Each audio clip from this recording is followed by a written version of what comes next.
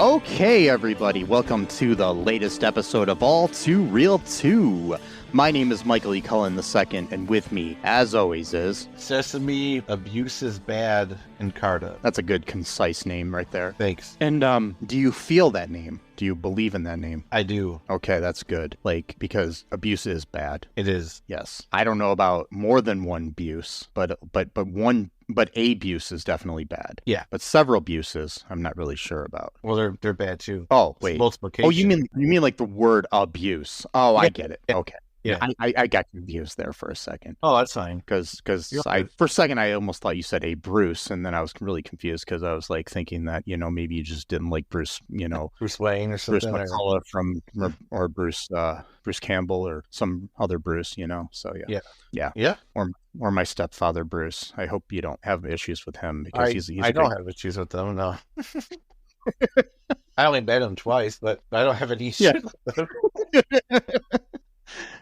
So today, before we get started, I just wanted to remind people to go check out all2real2.com if you can. We've got a link to our Patreon there. That's a good way to help out the show. We've got, you can get different tiers that we have in there, not like tears like where you're crying.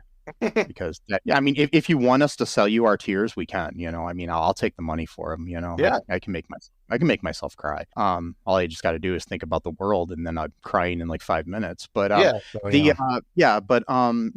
do that. But we could have a tier of tears, and But no, we do have like a legitimate, tiers on there where you can be involved in our podcasts or our films and stuff like that of Cullen Park Productions and All Too Real 2 and our whole cinematic life and podcasting universe, Also, we've got a TeePublic where you can buy some merchandise. We've got a we've got like social media all over the place.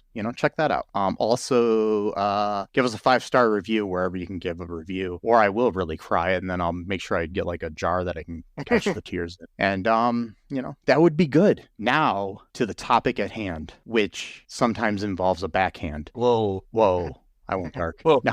So today we're covering another very special episode of Boy Meets World. This one is called Dangerous Secret, and it deals with child abuse, basically. The short description on the Internet Movie Database says Cory walks in on Shawn to find that he has a girl staying at his trailer. When Shawn needs Cory to allow Claire, that's the girl, to stay at his house, he is forced to tell Cory that Claire's father beats her. So yeah. Yep.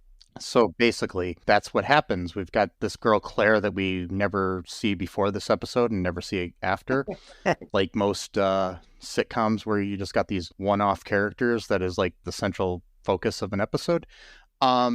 This episode was directed by Jeff. It's called Dangerous Secret. It was originally aired on November 8th of 1996. It was season 4, episode 8. It was directed by Jeff McCracken and written by Jeff Sherman. Boy Meets World stars Ben Savage as Cory Matthews, William Daniels as George Feeny, Betsy Randle as Amy Matthews, Will Friedle as Eric Matthews, Ryder Strong as Sean Hunter, Danielle Fishel as Topanga Lawrence, William Russ as Alan Matthews, and in this episode we had guest star Ariana Richards as Claire Ferguson, and people may know her from the Tremors movies or from Jurassic Park. So yeah. Really? Or am I gonna make a touchdown here or a field goal? Was she also in the movie Angus? I do believe she was. Let me double check here. The reason why I made a football rep. Okay, she was Melissa Lefevre in Angus. Okay, yes, that's why I made a football reference. Because yeah, I need to get that movie. I used to have it on VHS, but now I need to find a DVD. We should review that sometime. I haven't seen that movie in years. I'll have to buy it and see. But yeah, she was in that, and She's since retired from acting, I believe, as of like 2013 was the last movie she did. Prior to that, the last movie she had done was Tremors 3, Back to Perfection. Wait, she was also in Prancer, right? Prancer? I don't know. Let me see. Okay, maybe that was someone else. Oh yeah, that was her. Okay, all right. She's got a very distinct look. You know what I mean? Like it's like I can't explain it, but there's like she doesn't look like anyone else. Like she was in Spaced Invaders. Okay. TV movie Switched at Birth. Okay, one of those movies, all right. And like Angus, like you said, she was in Born Free, A New Adventure. She's the teenager, I believe the teenager getting I don't know, I think she was a teenager, at least in the Ben Folds 5 video for Brick. Okay. That's the song about abortion. Okay. So, yeah. I was like, yeah, I don't know if she was the main star of that. Now I'm curious about that. I'm sorry. I'm like I've got you off. But also, was she in Born to Be Wild about the gorilla? I'm like this is my era of movies. Okay, when I was like 12, 13. Like so, I'm like totally. I will look at her. I'm sorry. I'm like totally derailed. What was it called? Born to Be Wild. Born to Be Wild. It's about this kid who has like a gorilla like befriends him, I guess, and they go on like a road trip because they don't want to take him back to the zoo, I guess, or something like that. I do not see it on her on her list. Yeah. Okay. I might just have missed it though, but I do not see it. She plays the pregnant teen who has the abortion in the music video for Brick.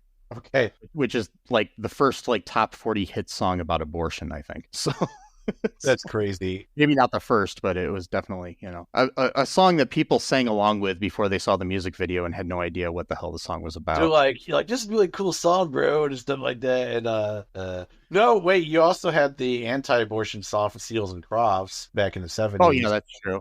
Yeah. And so, but I'm not sure if that was top 40 or not, though. Good album, really weird political commentary, but really good album. Yeah. No, great harmonies. Yeah. They got the King of Nothing on that song. Yeah, that's a good one. Yeah, I love that song. Sorry, I'm like totally derailing this episode. No, it's perfectly fine. So anyways, that's what we have. We have hers, Claire Ferguson.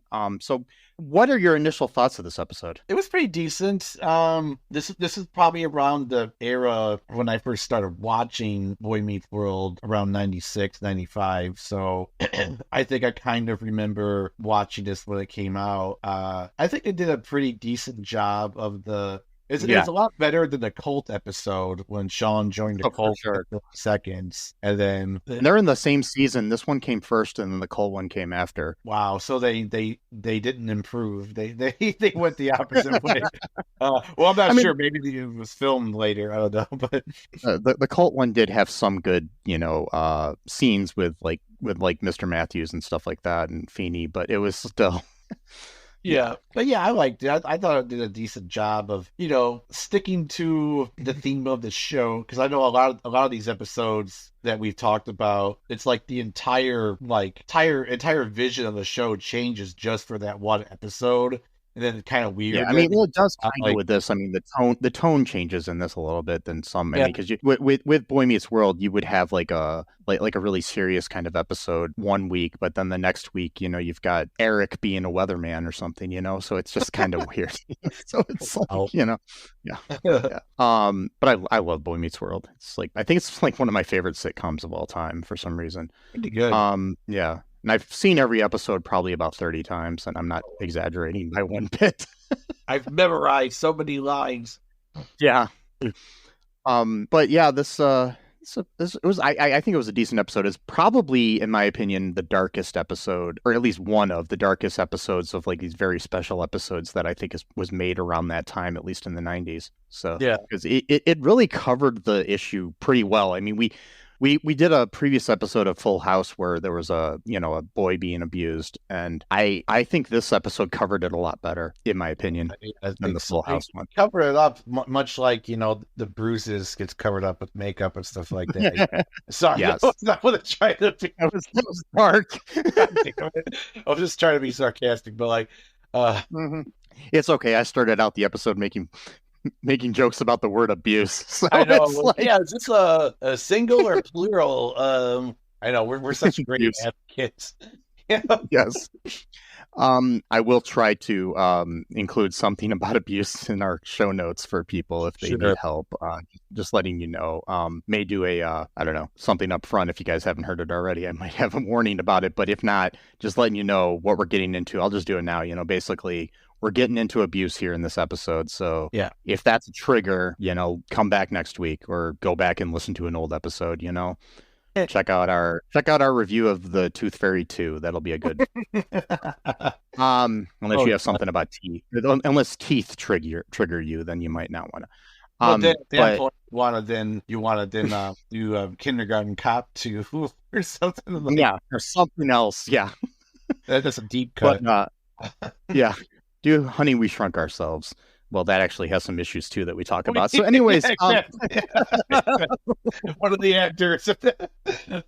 Yeah, that has some cult issues. But anyways, so you've been warned, folks. So, just don't listen to any of our episodes. So just skip this week and don't listen to podcast. Listen to Behind the Bastards. No, I'm joking. Yeah. I'm trying to think of a podcast that's better than this. Listen to. Anyone else? No, I don't want to say that because they might start listening to Tim Pool or something. Oh, right. Yeah, exactly. Joe Rogan. Anywho, this what goes down here in this episode to start? Well, Cory, he's dropping off a bunch of stuff to Shawn's trailer because his parents are away for the week or something, and like groceries and and he thinks Shawn is sick. Yeah, so he brought like a bunch of like cough medicine and like flowers, because at one point he's like, "Oh, you forgot to bring me flowers," and then he's like, "No, actually, I did, but I thought it might be inappropriate or something like that." Like it is. He's like, "Yeah, it is, but that's okay." And then and honestly, I think with this is kind of like one of those first moments. Like if you're a longtime fan of Boy Meets World, you watch throughout the show, and this is one of those first signs of, most people think that Cory and Topanga is the love story of Boy Meets World, but it's not. The love story is Cory and Shawn. So excuse me. Yeah, I know. You know what I mean? Yeah. Yeah, because the way they interact, their bromance is the heart of the show, in my opinion. So yeah. No, it is. I mean, like the way they interact with each other is so much more natural than Cory and Topanga. It's like every time I see them together, I just feel really awkward. And I don't know. It just I never felt much chemistry. Eventually, Cory and Topanga get better, but the fact that throughout the show their history changed so many times, like they've been together since they were in diapers. No, before it was like since they were 5, and then at other time it was when they were 12. It's just like what? Make up your mind, and yeah. So he's kind of like he's kind of like the JD to Turk, and Shawn is Turk, and Cory's kind of like the JD kind of. Just kind of like their dynamic a little bit. Cory's definitely the sensei as JD. Yes, exactly. And then and so he's gonna go like, "Oh, don't worry, I'll just go plug in the humidifier." And then Shawn's like, "Don't go in there or whatever." And then that's when Claire walks out, and she's wearing like a robe or something like that. So and the thing is, the robe she's wearing, if you're a fan of the show, which because I am, and I'm really gonna point out these little obsessive things.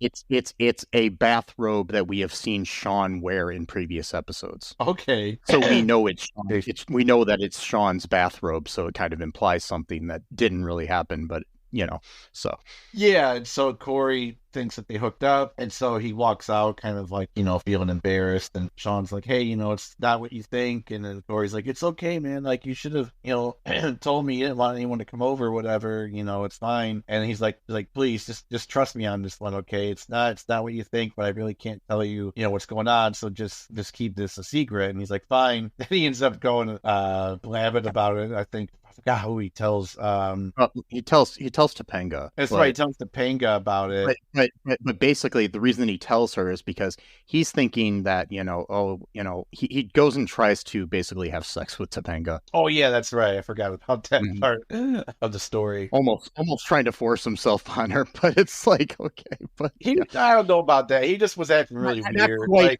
not quite that far, and I don't think he would have because Cory's not that type of guy. So Yeah. but he's feeling like he's feeling less than his friend because he thinks his friend has done it and he hasn't. So Yeah. Okay. Now I'm remembering the candles and the grapes and all that weird shit. yeah, and his CD changer, which isn't really a changer, it's just a CD player. I know he kept making a big deal about his CD changer. It's got but it had one disc. Yeah, it wasn't the CD. It was just a CD player, Cory. A changer implied. I had a CD changer when I was a kid. It was fun. You could play like 5 or 6 CDs in it. Mine was like, I thought I was really cool, and then I went over to a friend's house and they had like 100 CD changer, and I'm like, God damn it! Yeah, I used to mess with mine. Now we have all those songs in our pocket. Yeah. I remember mine. You could make an actual playlist, and so I would always overdo it though by like, oh, I want track 1 from this CD, and then I want to play track 4 from the next CD, and like just do it just because I could, and but like it wasn't like seamless because you would have to wait for each like CD to get in the right position. It's for the player to read it, so it wasn't like you're getting like a great playlist like you would from like a DJ show or like a wedding or something like that, but yeah, they were pretty cool. I got one from my high school graduation gift. That was pretty cool. We used to have there was a CD changer in a car I used to own, and it was like five or 6 discs in there, but the changer was in the trunk. Oh, okay. Which was really weird to me. And then on top of that, at one point, the little mechanism that you put the discs in, the door wouldn't open on it. Oh no! Finally got it open eventually, but for the longest time, we had 5 discs in there, and that was all we could listen to. Oh God! And like one of them was like an audio book, and then there was like. But it was only like the 3rd disc of the audiobook or something stupid like that. Oh yeah, it's like you can't even like listen to it from the beginning. Like yeah. God. It was so annoying, but yeah. Oh, good technology of the days. Anyways, so like I was saying there, though, we got Cory trying to be all romantic and trying to get to a further base, as he's saying, with Topanga, so and realizing like the errors of his ways, he ends up kicking himself out of his own room. Yeah. Yeah, like that. He's like, you stay, I'll leave. I'm the one that like screwed this up or whatever. Yeah. That was kind of and they had some funny parts of it too, because he was going to play some romantic music, and it was some kind of like Barney type music, and it was that, and he threw that outside. But then there was also like a Volvo audio manual for like his mom's car, or something like that. Because it's like they're like listening to nice classical music, and then like it goes into like the narration of the Volvo or whatever. Like, were you at that one there was it was like a meditation devotional type thing that I ran one time, and set up music for it, and I did not realize that there were like dialogue from the movie Leaving Las Vegas in the middle of the music. Yeah, I remember that was just like it was like just like a cut from the movie itself, I guess, or something. Yeah, because I had the soundtrack and I really liked the song. I just hadn't listened to this song all the way through yet, so I didn't know that in the middle of it you had Elizabeth Shue and Nicolas Cage fighting with each other in the middle of the song. Yeah, I remember that. Yeah, I was so embarrassed. Like, okay, there's dialogue here, whatever. Yeah. When I was watching this, it reminded me of that. I was like, oh shit. Yeah. So like, you ruined the moment. God damn it. It's like everybody's sitting there praying and meditating, and all of a sudden Nicolas Cage is yelling at Elizabeth Shue, and you're like, okay, I'm such an a-hole. Oh, so basically then we have the next day at school. Cory's having some issues with Topanga because they're not getting along after what he tried to do the night before. And Mr. Feeny asks Cory how he can help the situation. After Cory asks him for some advice, he says that you got to keep the lines of communication open, and so he tries, and she doesn't want to. She's not having it right yet. She's still trying to deal with things. So then Shawn comes by, and he mentions to Shawn that he told Topanga about Claire staying the night, and of course Shawn gets all pissy, mad. He betrayed his trust. Cory betrayed his trust. Yes. And you know what? When trust is broken, after words are spoken, something that rhymes with spoken. Yeah. That was my new poem. You like it? It's pretty decent. No, when trust is broken and words are spoken, 6 hours later, you're going to crawl through your best friend's window and ask to unlock your door so that Claire can stay at your house instead of at Shawn's. That's not really That doesn't rhyme. I was going to say that doesn't rhyme. That's fine, though. And, so that's just one form of poetry. More a free-form poetry here we got going on. It's freestyle. So then Shawn's like, hey, my parents are back from wherever they were, which is weird. What were they doing away? Like, where were they gone for the whole week? Like, this is at the point where, like, the parents had just gotten back together, I think, in the series. So it was kind of weird. I don't know. It was just because Verna had been missing for like a year. Oh, I see. His thought to be mom. Yeah. Years later in the series, it's revealed that Verna is not really his biological mother. Oh, I see. Doesn't Shawn have an older brother? No, later on, he does. Later on, he has Jack come into the picture, and that's Chet's son from a previous relationship prior to Verna. Okay.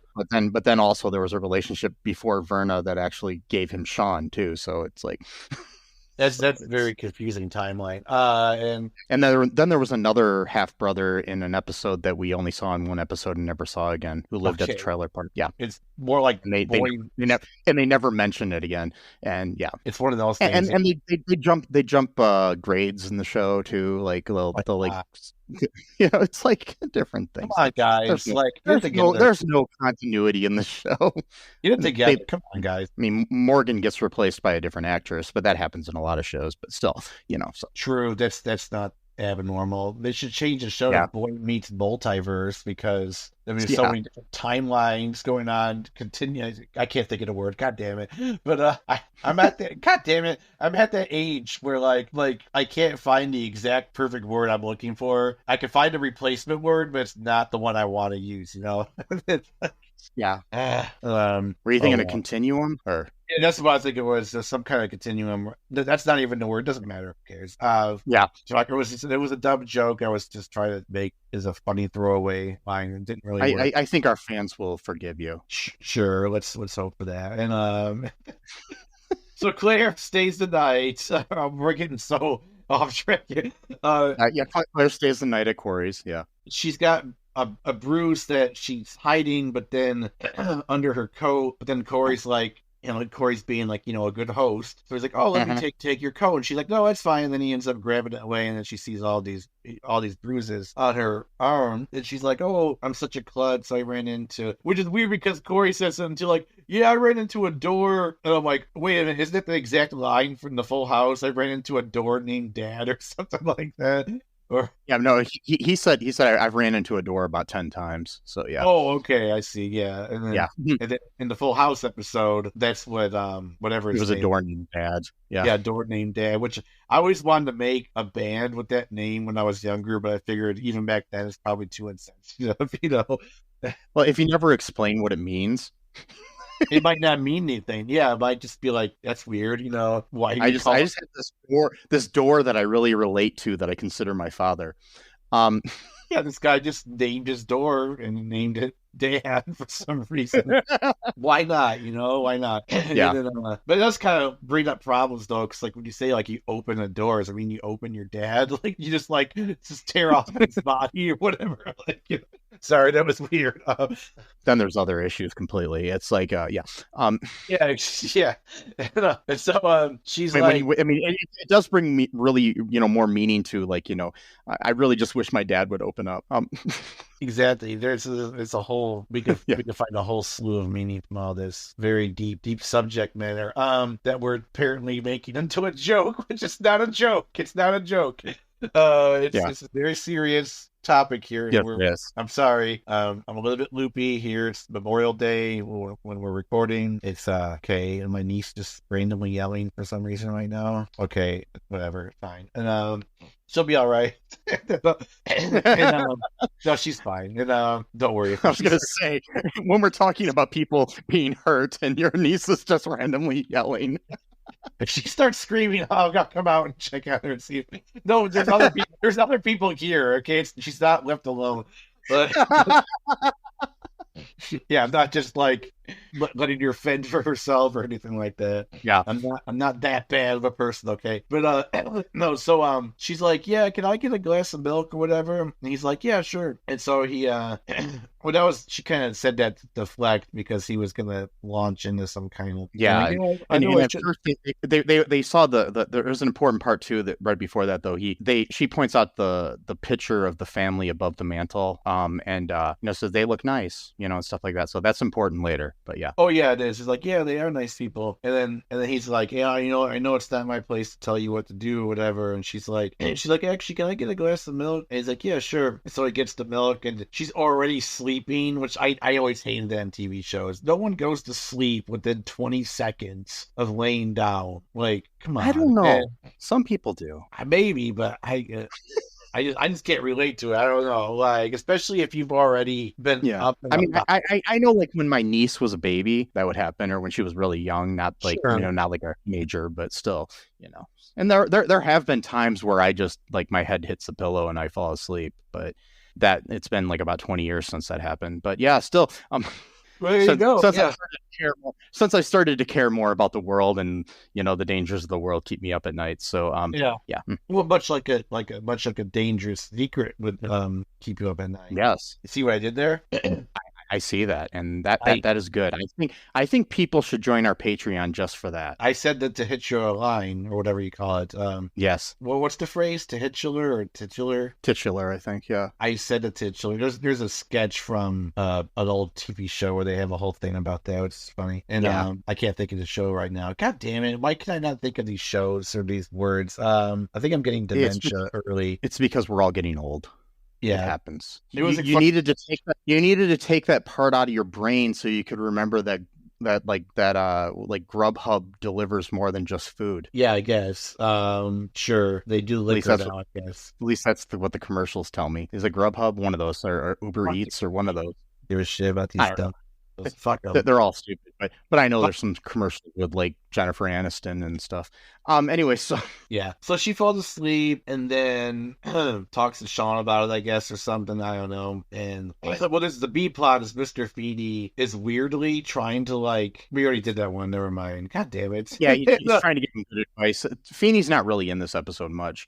Not really. Yeah, but basically there is a part where before Claire stayed the night, Cory had a man-to-man with his brother, with Shawn. I mean Eric, not Shawn. With Eric about Shawn, and basically he said Shawn is running the bases, and you're just still up in the stands chucking peanuts.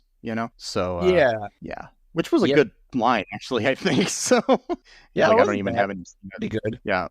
But then he tells him a story about how when he was a kid, and there was this guy Mitchell Davis who basically had to always one up him, and he had Eric had like a really cool bike, and Mitchell bought the same bike, but the thing is that Mitchell's didn't have training wheels on it, so and then so he was basically trying to say that sex is like a bike without training wheels. You do it before you're ready, and you're gonna fall and break your head, is what he said. So sure, yeah. Which was actually kind of good advice. It is. I like it.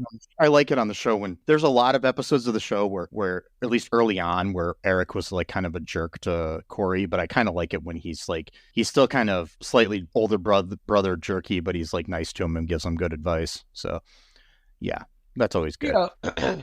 And plus, too, we learn later on that Cory and Topanga are only 15 years old. I mean, it's a little bit early to be experimenting with that. Yeah, I mean, it is that thing, like when you're in high school. I mean, I remember like when some of my buddies had girlfriends and I didn't, and I was kind of jealous, and we're whatever, they were having sex or whatever, and I don't know if I would when we were 15, but when we were like a little older, still it was like you kind of feel like you feel jealous, I guess is what it is. But yeah, there's no reason to, because it is true that if you're not ready for it, don't do it. Yeah, and that's my advice for this episode. That's right, because we're an advice podcast. Yeah, we are. That was Mike's Advice Corner. Okay, there we go. have like a little bit of like a triangle at the end of that, like ding. Ding. That'd be kind of cool, actually. We could make a big. I'll work on that. I'll make a song out of that. But yeah, but and so they have a heart to heart again with Cory and Shawn. And they're like, we gotta go to the police. We can't just keep taking her. Yeah, because like he asks if Claire can stay again, and basically saying, did you see what that jerk did to her arm? And basically saying that we're doing a great job of protecting Claire one night at a time. Actually, it's like, come on, guys. And then she comes over to the trailer, I think, and she's all beat up. Her face is all bruised up. Cory brings her over there when she had come over to stay, and it's because she had a black eye. It was actually a really well done scene, I think, because she kind of comes out of the shadows, and then you see the big bruises on her face, and you're like, oh yeah. She's like, I'll just lie about it. And it turns out that her dad's a vice president of a bank, so he's got that good job thing going on for him, Yeah. And so it's like, who are you going to believe? Some trailer trash teenage boy who's don't even have his parents with him. He's just staying by himself. Or you going to trust yourself a big city vice president of a bank? I don't know why I'm talking this way, but... For some reason, he has like a southern accent, and he's in Philadelphia. That's what I was thinking. Yeah, exactly. Like Charlie from. But the thing is actually on this show, everybody has like a New York accent or a Philadelphia accent, and I mean, besides like the main characters, like you get these people that come into the show and they have like a southern accent, or usually the like quote unquote poor people have southern accents. Of course, like Shawn's parents are southern for some reason, and they're in a trailer park in Philadelphia. Stereotype. Yeah. Classism right there. And which is kind of ironic because there's like this stereotype of Southern people being poor, and therefore, their accent is automatically seen as being poor, but it was the South that wanted to own slaves, which the only people of the upper class would be able to own slaves. So it's just like, how did that weird transference of wealth take place? We'll learn about that in the next Boy Meets World episode.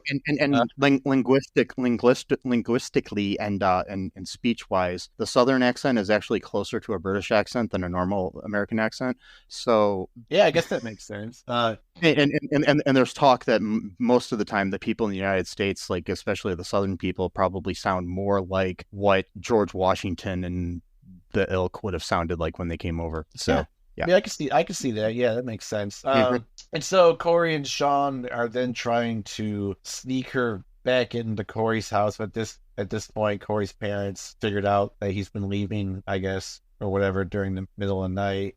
And so they like explain to them what's going on, and they're like, they found Claire's book. Yeah, they found Claire's book. And Claire's book, and they're like, and so they know who it was that was then staying the night. So yeah. Like, damn it. And Cory's dad makes a good point. He's like, yeah, we're gonna get her a bus ticket so she can go to Vermont or whatever. And his dad's like, distance isn't the thing that's going to keep her like being away from her dad. Yeah, they sent her off with her aunt because she had mentioned earlier that her aunt had a nice house like Cory's. Yeah. Yeah, and it's like because you're not gonna distance isn't gonna do that. The law will, because what's to stop him from saying, hey, I need my kid back? Because if nobody knows anything's wrong, of course the government's going to be like, hey, and even if his sister doesn't know, or his sister-in-law or whoever the aunt is, so right. It's like you can't just have like a missing person, like a teenager, just going from house to house for forever until she's like,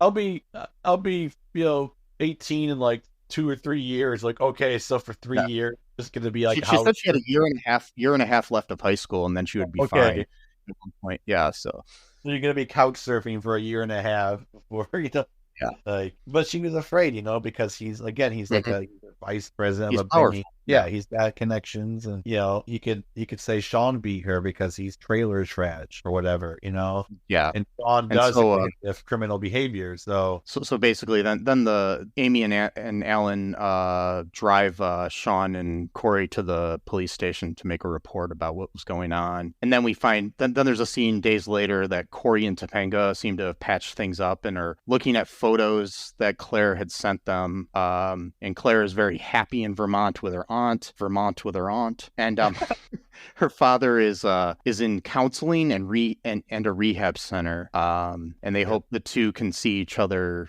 again someday. And then they talk about how things are in their relationship, and then they start to kiss, and then Topanga turns on the radio, and that kid song starts playing again. But yeah.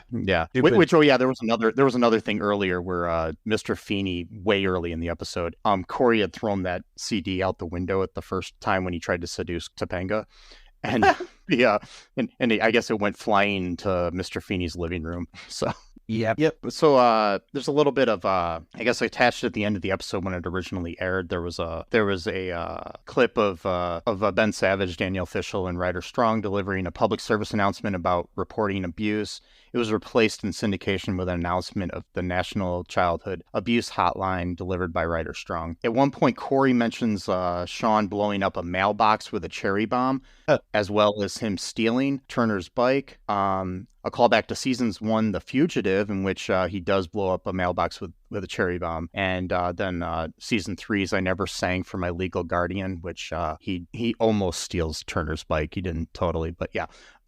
Ariana Richards, who plays Claire Ferguson in this episode, played Lex Murphy in Jurassic Park. However, Cory mentioned the movie in season 3's Life Lessons, meaning the movie exists in the universe, so she was in that movie. But so there's a girl that looks exactly like her that was in the movie Jurassic Park. Now we're getting some canon now. And then at one point when Eric's telling his story about Mitchell Davis and the bike, he says that Mitchell Davis, because he fell off his bike, ended up repeating the 6th grade 11 times, which is mathematically impossible, as 11 years ago, Eric would have been 7. Yeah. And 6th graders tend to be 11 or 12. So, yeah. So that would mean that the kid trying to one-up him was like 5 years older than he was. Yes. Yeah. That 7-year-old could eat my dirt or what, it's just like, wow, yeah, you're such a cool guy. I know when I was 11 or 12, I was like riding my bike around the neighborhood and being like, ha ha, you little 7-year-olds, you can't ride a bike like me. Piece of shit. Yeah, exactly. It's like, wait a minute, so it's 11 times. Back in your mom's womb, you baby. No. Yeah, so if it's 11 times and he's 12, meaning 12 plus 11, he would be 23.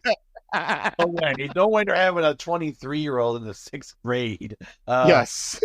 I mean, it's not like that one show where the guy's 23 and a teacher, which even that's kind of young, yeah, but still, yeah. What was that show? That British show? I forgot the name of it. That Bad Education. Yeah, Bad Education. Yeah, that's a good one. Yeah. Oh my God. Any other thoughts about this episode of Boy Meets World? No, not really. Okay. So, I mean, I liked it. I thought it was good. Like I said, I will have, for you, anybody that is listening, and look in our show notes, there will be a link to a place where you can get help if you know of anybody being abused in any way. So, yeah. Abuse is bad, okay? Yeah. True. Mm-hmm. Yep. And and don't live with a dangerous secret, folks. Don't do it. Yes. And make sure you, as I said before, check out all2real2.com. Check out our TeePublic, our Patreon, all of our social media, and as well as give us a 5-star review wherever you can. Share the show on aforementioned social media. Also, you can just, talk to people. Like if you're at a family gathering or something, just be like, hey, listen to All Too Real 2. And then, your Uncle Joe will just look at you weird and be like, what the hell are you talking about? And then you're like, oh, it's a podcast. And then your Uncle Joe will be like, I don't even know what a podcast is. And then all of a sudden he'll go into some like conservative rant about something. And then you'll be like, right. Okay, I told the complete wrong person. So just learn from that. Okay. Yeah. All these new things, podcasts and. Is that on the TikTok? Wait. No, it's not on the TikTok. I do have a TikTok though. So check us out. We are on TikTok. Yeah, it's true. But just share us with your friends. That'd be great. It'd be better to share with your friends on Facebook or TikTok or the X. Is that what they're calling it these days? Mm-hmm. Elon Musk's X. No, I still call it Twitter because that's a way better name than X. So I think everything should just be called X, because it's such a better name than anything that ever existed. And it's such it's such a unique name. It's not like there hasn't been things like X Games and other things in the past, or the X-Men, or anything that, had better, use of that letter. So, or Malcolm X, or, different things that were better uses of that name. Nope, not true. But yeah, we'll take, a really well-known social media app name and just change it to X. I hear that next week Coca-Cola is going to change its name to Y. But sure, I mean, it'd be the same thing, So the Ford Motor Company next week is going to change its name to Z. I mean, let's just do it. Let's just like take away like hundreds of years of branding and just flush it down the toilet, and then say, "Yay, this is your new life now." I mean, God, like even like the X logo sometimes looks like a porn site logo, and so it's like, because someone did a thing where they took the picture of the different logos of like various porn sites, and they put Twitter's one, and they said, "Guess which one is," and like most people couldn't get it, Yeah, it's so stupid. It's such a horrible name. But anyways, we are Cullen Park, at least, is also on Blue Sky and Threads. Those are other things that are similar to the stupid X. And they have better names. Not necessarily that they're all great run companies either. Right. Instagram and Threads are both run by Meta. Mr. Z. Yeah. And Mr. Z. And Mr. Z is Mr. X. And if you want to listen, there's a podcast. I know I'm going off on this, but there's a podcast, a recent episode of this podcast called Better Offline. It's all about the downfall of Facebook. Listen to it. It's really good. And it actually tells you how basically since the beginning, Mark Zuckerberg has been running that company into the ground because he doesn't really care about people. He just cares about money and metrics, and not actually, a social media experience, which explains why, things like, things like, people dying in other countries are allowed, and, racism is allowed on the site. Donald Trump got elected in large part because of Facebook. So, things like that. So, yeah. Although some of that can be blamed on the dude from Napster, because he was the one that wanted to really put ads and stuff on Facebook, whereas Zuckerberg at first was like, about that. One of the main things, it is also Sean Fanning's or Sean Parker, his fault too, because he when he left, at first when he joined the company as president, he said that Mark Zuckerberg should have 2 of the 5 seats on the board, and then when he left, he gave his seat to Mark Zuckerberg. So like 3 of the 5 seats on the board of Meta are Mark Zuckerberg. Oh wow. So yeah. Good times, folks. Good times to be alive. But, since we've gone way off topic here, let's get us back here to the fact that, you love us. We're one of the good things in the world. And, share our show and all that good stuff. Remember that I love you. Claire's dad probably loved her, but he didn't know how to show it. He was really bad at it. And he beat her. And don't beat your kids. Don't beat your kids. Yeah. Don't beat your kids. It's bad. Okay. And Sesame loves you. I do. And until next time, bye-bye. Thanks for listening to All Too Real 2 podcast, a Cullen Park production. Produced and edited by Michael E. Cullen II.